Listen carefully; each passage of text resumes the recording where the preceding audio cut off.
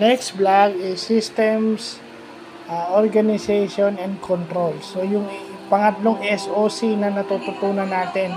Ito ay para sa mga certified public accountants. Kung paano nila ino-audit o chine-check and balance yung internal control at kung paano nila binabalance yung mga sa labas ng organization.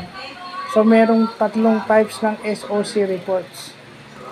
So, yung internal control, yung SOC1, financial reporting and internal control, yung SOC 2 is trust services criteria, ibig sabihin, papagkakatiwalaan ba yan?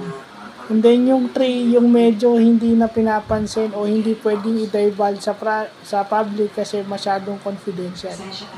So, yun yung pinakamatindi. Ito ay ginagamitan ng software. Software ang ginagamit dito para mas accurate. So yun, buti natutunan natin. May SOC pala for certified public accountants. So yun lang po.